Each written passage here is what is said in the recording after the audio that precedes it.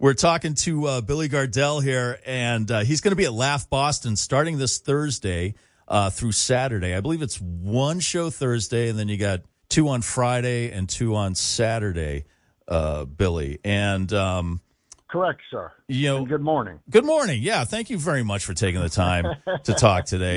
Thanks for having me again. I really appreciate it. You might know Billy from my wife's favorite show, Mike and Molly.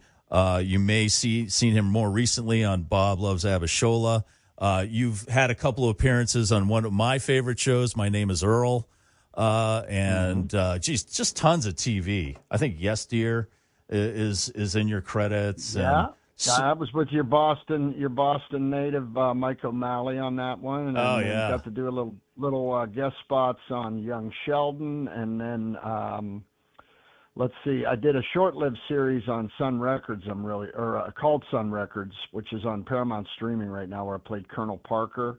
Probably some of the best acting I ever did, but it was originally on CMT, so I think people watched it. And then CMT got the price tag and went, let's go back to shows where people catch fish with their arms. So that got canceled. But I've been so blessed in the world of television. I really, really have been really blessed to be able to do the jobs I've been able to do. Yeah, but you did start out in stand-up comedy. And so what brought you into acting? I mean, was that something that you originally wanted to do? Like it's different for everyone because you have comedians that become actors. You get people like Tom Hanks and Robin Williams and people like that who went on to make movies and TV. What got you into off the stand-up stage and in front of the camera? Well, my goal when I started was always to end up in acting. I love stand-up. And I thought I was done with it. I had taken 3 years off to get healthy, and I thought, maybe I'm done with it. And then I had several buddies kept nudging me to get back up on stage. And then I went down to see a show that a friend of mine was performing at, Ian Bagg. And I took my wife, and we were down there. And he was having one of those nights where, as a consistent comic, you have good shows, and then there's those nights where you can make them laugh even by raising your eyebrow. And he was having one of those shows, and I swear to God, I got a twitch in my shoulder, and I looked at my wife, and I go, I got to go back. And she's like, are you kidding? And I go, no, I think I'm serious. So I started messing around again with open mic nights out in L.A., and it started to get really fun again, and then I realized once a stand-up, always a stand-up. But my goal when I started out was to always be able to do both. I love acting. I loved sitcoms when I was a kid. That's what I used to do with my dad. I mean, he was a religious honeymooners watcher. Oh, yeah. As a little chubby kid, when I saw Jackie Gleason, I was like, I want to do that. And so my goal was always to use stand-up to eventually get into acting, and then to be able to have both of those things kind of fuel each other. But I love them both, and I'm really enjoying being back doing stand-up, even though it's on a much smaller level. I'm back in the clubs right now as I just got the social media about 7 months ago. That's all behind the times I am. I feel like Doc Brown in Back to the Future. But, it's been a joy, man, because I'm finding younger people that are coming to see my show, like in their, 20s and 30s. And what's really cool is sometimes they bring their parents to the show because their parents were Mike and Molly fans. So I get this cool little generation gap. And it's really a pleasant audience to have where it kind of crosses the generations, and that's touching to me. And I really love being up on stage still again. And I thought that had left me, but boy, I've really fallen in love with it again. I was talking to Jeremy Piven last month. I talked to him, and he's been doing stand up pretty hardcore for almost 10 years now. And if people don't know, he's was on Entourage as Ari, and he's done a lot of TV, a lot of movies. And a lot of people say this, and it, not just with stand-up, but with stage acting, where it's the reaction. It's immediate. Whereas you're making a TV show, you're making a film, there's a lot of waiting around. But when you're on stage, whether it's one of those things, you get it right away, and that's the thrill. 100%, man. And it's that adrenaline rush of, is this going to work or is this not going to work? And then can you cobble that together for an hour? Is right. that's the ride the lightning part. There's nothing like live entertainment. And I think stage acting is probably the closest thing to stand up, because while they don't have to be funny the whole time they're on stage, they have to be in the moment. They have to have the lines perfect. They have to be engaged with the audience without the audience knowing they're engaged with them. And so I always admire Broadway actors and stage actors, because I think they're the closest thing to stand up. But I still think stand up is the toughest one, because if you put it in perspective, try to run into somebody you've never met, keep them engaged for an hour of you talking, and then make them laugh every minute or two as you're doing that. So I still think that's the craft. I still think that's probably the hardest of the crafts. Well, I kind of try to do that every morning here on the Pike, but again, I don't have get to hear them. I don't. You Yeah, don't get right. to hear them, I don't know. Of the 8 people listening, hopefully half of them are laughing. But well, listen, I know the feeling. Hey, Mike, if you got 8, you got 2 more than me. You're doing great. Thank you, Billy. Thank you. But so you're doing Laugh Boston. That's I don't know if call that a small room, but it's cozy. And it's a great comedy room. I've been wanting to get in there. I've never been to that particular club, but a lot of my buddies have. Oh wow! Okay. I have a respect-hate relationship with Boston. Oh really? Boston has been so good to me over the years because of some of the friends I've made there and performing there. And then, back a few years back, being a Steelers fan, I just had to walk around and be reminded that Brady drove a stake through my heart about 9 times. So I'm kind of glad he's out of the city so I can just go enjoy Boston, get some Italian food and enjoy myself. Yeah.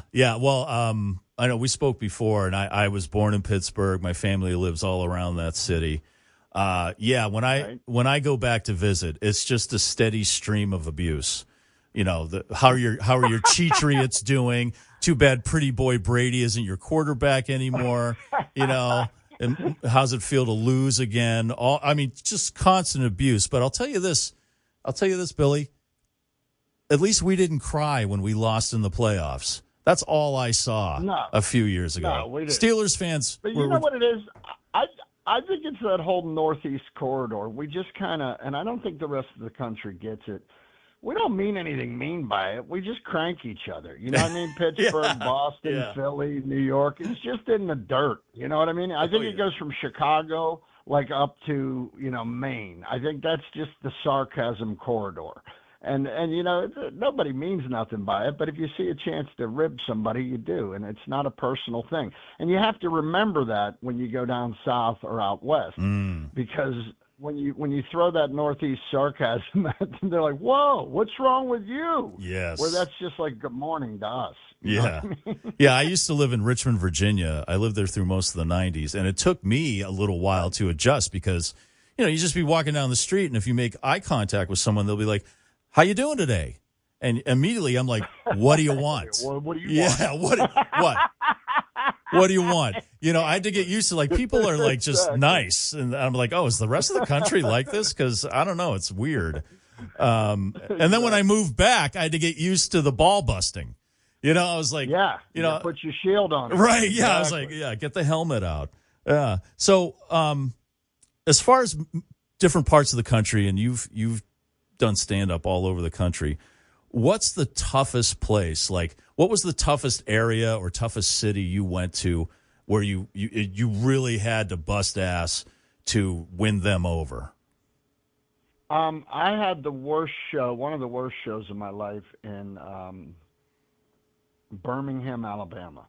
There's a place down there called the Star Dome, and Bruce Ayers owns it, and he's a great guy and a real fan of comedy and a legend in the business. He's one of the last of the great club owners. There aren't that many of those guys left now. Everything's run like Applebee's, but there's a 20-year-old manager going, "I don't know what we should do," and that's okay. That's part of corporate takeovers.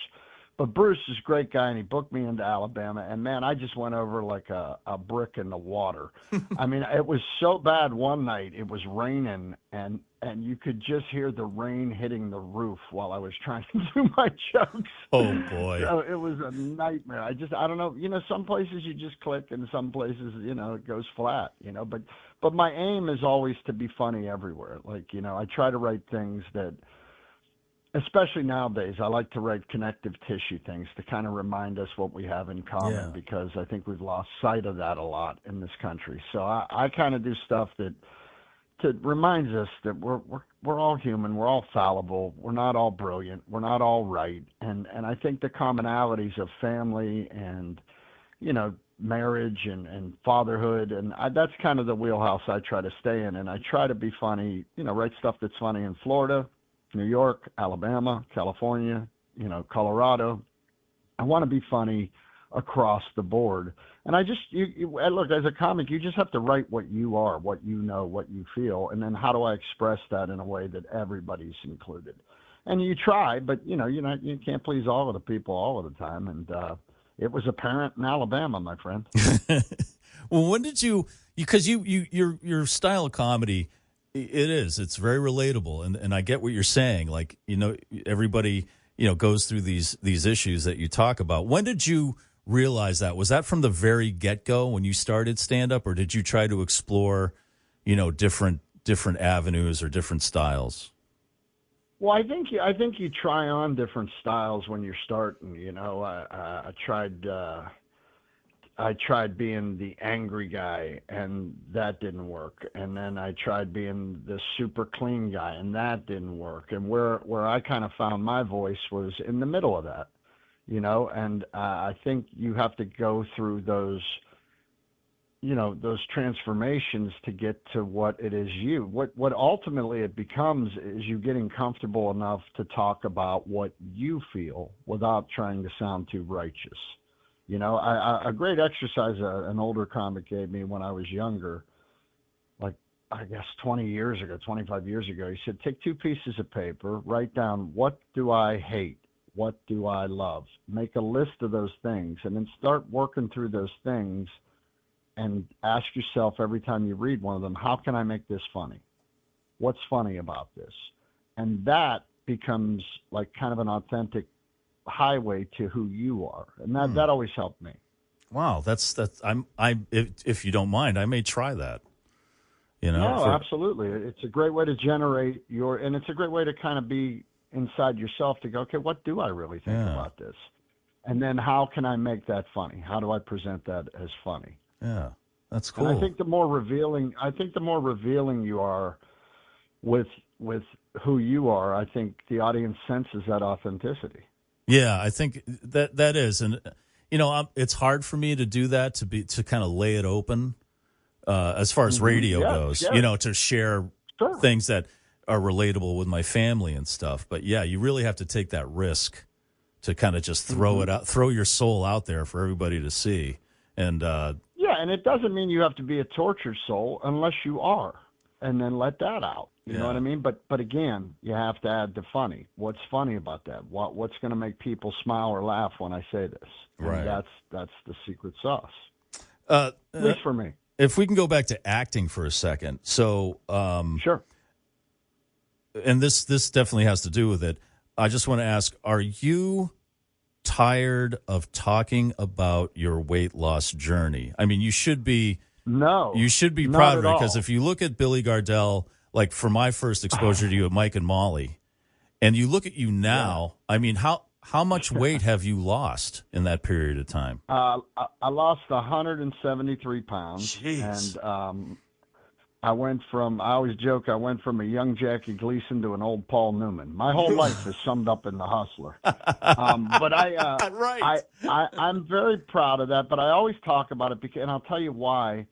And I've repeated this 100 times, but I think I need to, because when I lost my weight, there was a bunch of fake AI ads in some company that was trying to scam people, saying I ate these magic gummy bears to lose weight, and it was all over Facebook and stuff. And I don't want people to believe that. That's not the truth. So I stay very open about it. I got bariatric surgery a few years back, And then I follow a strict dietary thing every day. I exercise every day. I do my routines, but I like to let people know that's how I did it. Now, everybody does it differently, but that's what got me there. But those fake gummy bears, that was all fake, and people were spending money to do that. So I try to use my platform to let people know none of that's real. And then there's always someone who's going to walk. I shouldn't have to say that's fake, but there's always someone who's going to go, did those gummy bears work? And I'm like, buddy, gummy bears is what got me in trouble in the first place. Right. Let's use our heads. Right. And with AI, I just like crazy. To be very, very open about it. Yeah, I just want to be open about it because, you can't stop these internet pirates, and I'm lucky enough to have a little bit of a platform. So I just like to be honest about it. So during your time when you had the weight on, and you were acting, and I've heard some stuff like John Goodman talk about this. John Candy had mentioned this at one point that the studios or the movie or television industry, if you're a big guy and you do well, they want you to stay big. And did you experience any kind of pressure like that? I was so lucky that way, man, because, I had worked with Chuck Lorre on Mike and Molly for all those years. He changed my life. We did 5 seasons there. And then 2 years later, he calls me and he goes, hey, man, I got another idea for you. I think you're the right guy for this. And it's about a compression sock salesman who has a heart attack, wakes up, falls in love with his Nigerian nurse. And only he would come up with something like that. And then he co-created that show with Gina Yashere, who's a brilliant comic herself. And Gina is from England, but Nigerian by birth, and was able to keep that culture authentic. And the fun of that was, you marry somebody, you marry their whole family. So that was fun to explore all that. But in the process of that, what happened was around the 3rd year, I just started to get all these medical flags like type 2 diabetes and, cholesterol and heart rate and all that stuff was going bad. I carried my weight for a long time, and it's probably because I played some sports when I was younger that I was able to carry it as long as I could. But like my doctor said, at 50, all the warranties start running out. Yes. And so I didn't want to come from what I came from to get to success and then not be able to get out of a chair. And I didn't want to be taking 19 medications a month. So I knew it was time to make a drastic change. So the 3rd summer of Bob Hart's Abishola, I sat down with Chuck and I said, man, this is what's going on with me. And I need to make a big change. Are you okay with that? And Chuck was incredibly supportive. He's always been supportive of me through my whole career. I mean, the guy's been nothing but great to me. And he said, look, man, I want you around as long as possible. He goes, if this is what you need to do, then I completely support it. And then he brought up a point that hadn't hit me. He said, look, this guy on Bob Hart's Show, he goes, this is art imitating life. He starts with a heart attack and has to get healthy, and he gets healthy because he falls in love. He goes, we'll write this. We'll just give little nods into the script as you come down weight-wise. Hey, Bob, you're looking good. You eating a salad, Bob? Well, he goes, we'll just pepper it with that.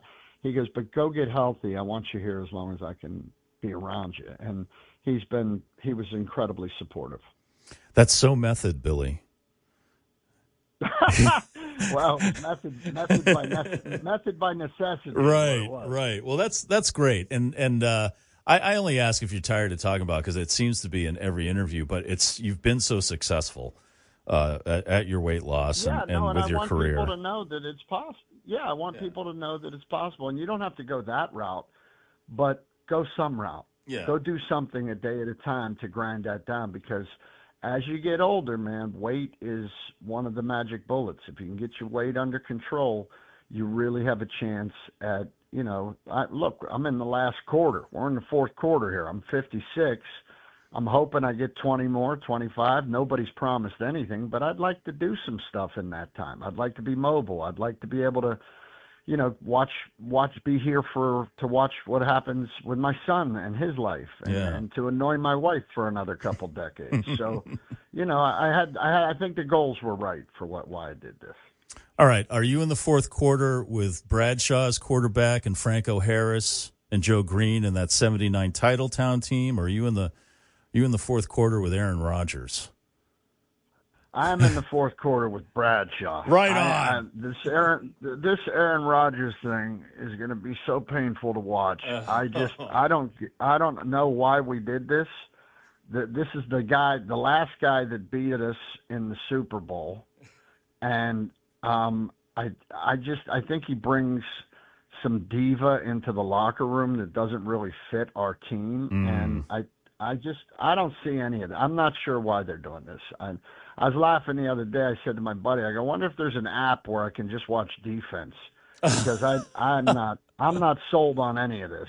But I am excited about Will Howard, who we have sitting on the bench right now, who won the national championship at Ohio State. And I think that kid is special, and I hope he gets his nod fairly soon. I'm not sure what the boys are doing here, but I mean, people who make more money than me are making those decisions. Right. So I don't know. Right.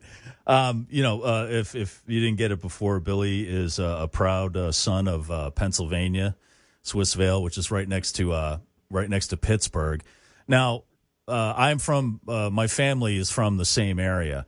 And what is one of the biggest misconceptions about the city of Pittsburgh that you want people to get right? Because I talk to this day, I talk to some people, they still think it's dirty old Pittsburgh from the 70s with the abandoned steel mills and the river on fire and the whole deal. Well, what's one thing that you want people to know that's the great thing about Pittsburgh? Well, I think it's the resilience and the renaissance. I mean, a lot of towns, after we stopped building industry in this country, it crippled them. It decimated them. Detroit, Cleveland, and they're now slowly making their comebacks. And especially Detroit has made some great strides. But Pittsburgh, we were lucky with, I guess, the mayoral leadership. When the steel mills shut down, we had a guy in charge. It was like, all right, well, what do we got left? We got 4 colleges around here. We got Pitt, we got Notre Dame, we got Carnegie Mellon, and down the road Penn State. So let's become a college town.